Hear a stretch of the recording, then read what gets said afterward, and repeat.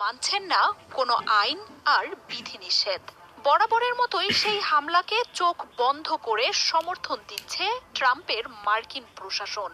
গাজায় ইসরায়েলের চলা এই তাণ্ডবে যুক্তরাষ্ট্রের সবচেয়ে বড় ভয় এখন ইরানকে নিয়ে। ট্রাম্প জানেন, আরব বিশ্ব চুপ করে থাকলেও আয়াতুল্লাহ খামেনির দেশটিকে কোনোভাবেই থামিয়ে রাখা যাবে না, আর হয়েছেও তাই। প্রতিরোধ দলগুলোর মাধ্যমে ইসরায়েলকে এক মুহূর্ত স্বস্তি দিচ্ছে না ইরান। আয়াতুল্লাহ খামেনির এই প্রতিরোধ যোদ্ধাদের ইসরায়েলে হামলা থেকে বিরত থাকতে ট্রাম্পের দেয়া হুঁশিয়ারি বা আলটিমেটাম কোনো কিছুই কাজে আসছে না। Yemen, Lebanon, Gaza, Syria, Iraq অর্থাৎ ইসরায়েলকে ঘিরে আয়াতুল্লাহ খামেনি গড়ে তুলেছেন এক প্রতিরোধ অক্ষ। ফিলিস্তিনের মুসলিমদের সমর্থন আর ইসরায়েলকে ধ্বংসের লক্ষ্যে গড়ে তোলা এই অক্ষের মূল কারিগর আয়াতুল্লাহ খামেনি। প্রতিরোধ দলগুলোকে অস্ত্র থেকে প্রশিক্ষণ,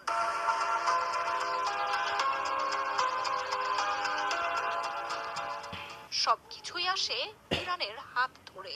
এমনকি এসব যোদ্ধাদের প্রশিক্ষণ দেয়া হয় ইরানের বিপ্লবী রেভলিউশনারি গার্ড বাহিনীর মাধ্যমে। অস্ত্র তৈরির উন্নত প্রযুক্তিও ইসলামী প্রতিরোধ দলগুলোকে তুলে দেন আয়াতুল্লাহ খামেনি।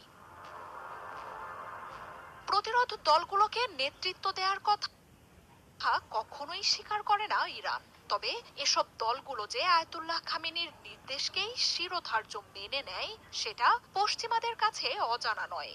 ইসরায়েল আর যুক্তরাষ্ট্রকে দমনের সব দিক নির্দেশনাও আসে ইরান থেকেই।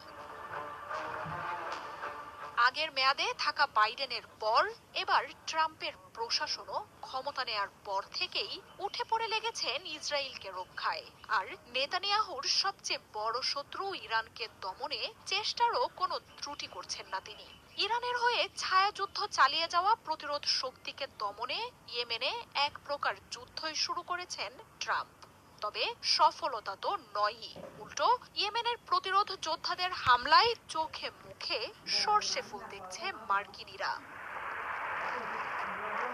ইরানের উপরও হম্বিতম্বি চালিয়ে যাচ্ছেন ট্রাম্প। প্রতিরোধ দলগুলোকে সহায়তা করলে ইরানকে চরম পরিণতির হুঁশিয়ারি দিয়েছেন। পরমাণু কর্মসূচি নিয়ে চুক্তি করতে আরব দেশগুলোকে ব্যবহার করে চিঠিও দিয়েছেন তিনি। যুক্তরাষ্ট্রের কথা মেনে নিতে দিয়েছেন 2 মাসের আলটিমেটাম। তবে ট্রাম্পের মতো জোর জবরদস্তি করে নয়, বরং দৃঢ় এক বাক্যে ট্রাম্পের সব হুঁশিয়ারি উড়িয়ে দিয়েছেন আয়াতুল্লাহ খামেনি। নাকচ করে দিয়েছেন ট্রাম্পের আলোচনার আহ্বান, বরং জানিয়ে দিয়েছেন ভয় ভীতি বা হুঁশিয়ারি দেখিয়ে ইরানের কাছে পাত্তা পাবে না যুক্তরাষ্ট্র। গাজায় হামলার জবাবে ইসরায়েলে আরো ভয়ানক হামলা শুরু করেছে প্রতিরোধ যোদ্ধারা।